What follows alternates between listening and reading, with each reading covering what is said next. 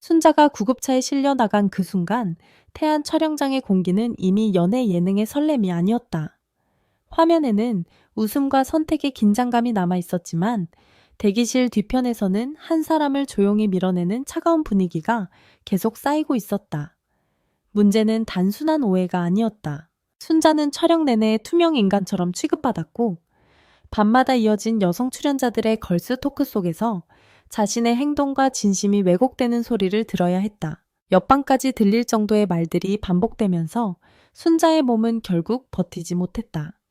극심한 위경련이 찾아왔고 의식을 잃은 순자는 구급차에 실려 병원으로 옮겨지는 상황까지 맞았다. 더 잔인한 장면은 그 다음이었다.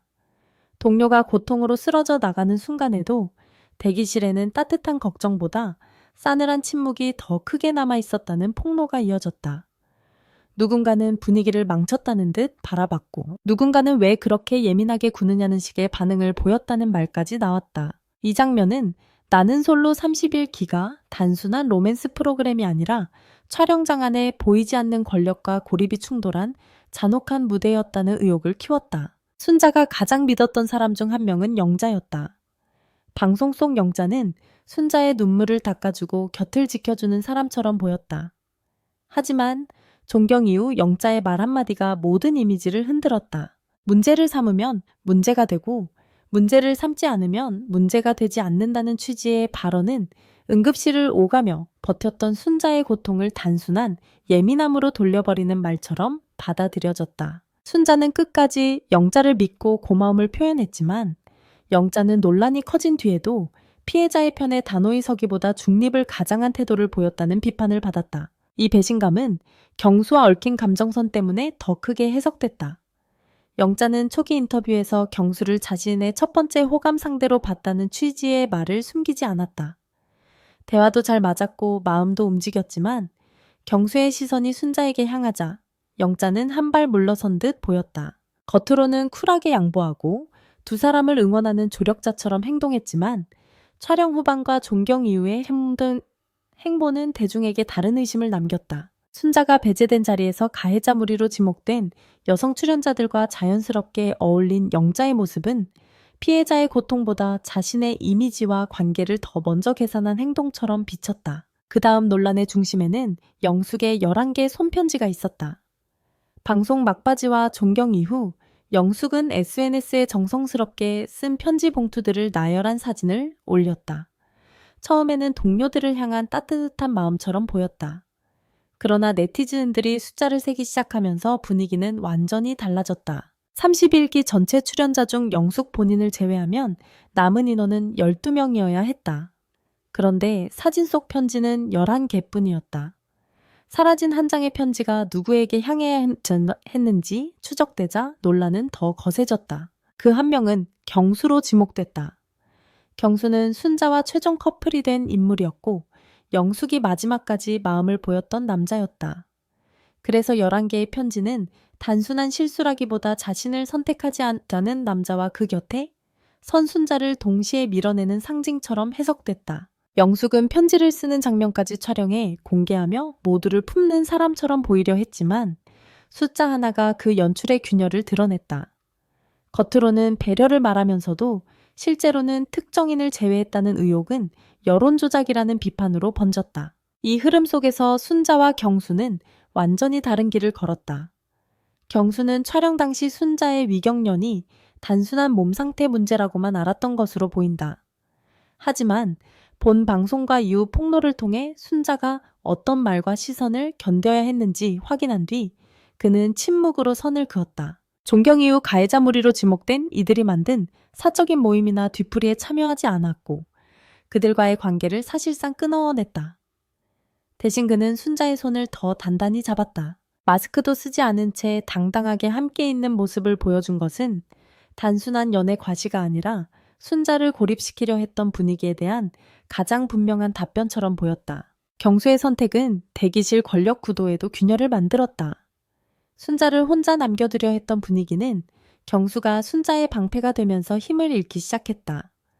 이후 영숙과 정희 등 일부 인물들은 SNS에 장문의 사과문을 올리며 논란을 수습하려 했다. 하지만 대중은 이미 11개의 편지 뒤풀이 배제 차가운 방관, 그리고 순자가 구급차에 실려 나간 순간까지 이어진 장면들을 하나의 흐름으로 보고 있었다. 사과문은 늦었고 해명은 충분하지 않았다. 옥순과 영호의 관계도 새로운 의혹을 낳았다. 두 사람은 최종 선택에서 서로에게 향하며 커플이 되었지만 존경 직후 이미 남이 되었다는 소식이 전해졌다. 옥수는 해외로 나갈 일이 생기며 자연스럽게 멀어졌다고 설명했다. 결혼설, 임신설 양가, 상견례설, 부모 반대설도 모두 부인했다. 항공사를 그만둔 이유 역시 결혼을 위한 준비가 아니라 개인적인 커리어 전환이라고 말했다. 하지만 의문은 쉽게 가라앉지 않았다. 가장 큰 의문은 영호의 최종화 라이브 방송 불참이었다. 영호 측은 치과 진료 때문에 서울에서 진행된 라이브에 참석하지 못했다고 설명했다. 그러나 울산에서 서울까지 KTX로 2~3시간이면 이동할 수 있다는 점, 일반적인 치과 진료가 늦은 밤까지 이어지기 어렵다는 점 때문에 이 해명은 설득력을 얻지 못했다. 정말 두 사람이 당당하게 헤어진 것이라면 함께 카메라 앞에 서서 결별 이유를 말하는 것이 가장 빠른 해명이었을 것이다. 그러나 영호는 보이지 않았고 옥순만 홀로 눈물 섞인 해명을 해야 했다. 이 때문에 울산 현지에서 돌았다는 부모 반대설과 위장 이별 의혹은 더 커졌다. 방송에서 영호는 정착할 여자를 만난 듯한 태도를 보였지만 얼마 지나지 않아 흔적을 감춘 듯한 모습으로 돌아섰다. 옥수는 억울함을 호소했지만 대중은 그녀가 순자를 향한 집단 분위기 속에서 어떤 위치에 있었는지를 함께 떠올렸다. 두 사람의 결별은 단순한 성격 차이로 끝나지 않고 30일기 대기실 논란 전체와 연결된 또 하나의 미스터리로 남았다. 상철의 발언도 논란에 불을 붙였다. 그는 비하인드 인터뷰에서 촬영 당시 30일기의 대기실 분위기는 나쁘지 않았고 방송을 보면서 서로 몰랐던 면을 알게 되어 사이가 소원해진 것 같다는 취지로 말했다. 그러나 순자가 위경련으로 쓰러지고 구급차에 실려간 사건을 생각하면 이런 발언은 피해자의 고통을 보지 못했거나 보려 하지 않았다는 비판을 피하기 어려웠다. 피해자가 입을 다문 채 버티고 있을 때 분위기가 좋았다고 말하는 것은 결국 침묵을 평화로 착각한 방관자의 언어처럼 들렸다. 제작진을 향한 비판도 커졌다. 한 관계자는 SNS를 통해 30일기 방송에는 악마의 편집이 없었고 분위기는 시청자들이 느끼는 그대로였다는 취지의 말을 남겼다. 하지만 이 말은 출연자 한 명이 응급실까지 갈 정도로 무너진 상황을 알면서도 제작진이 그 갈등을 보호하지 않고 방송의 긴장감으로 소비했다는 의혹을 더 키웠다. 논란이 거세지자 댓글창을 닫은 행보 역시 시청자들에게 책임 회피처럼 보였다. 결국 나는 솔로 30일기의 후폭풍은 옥순 따돌림 문제 하나로 정리될 수 없다.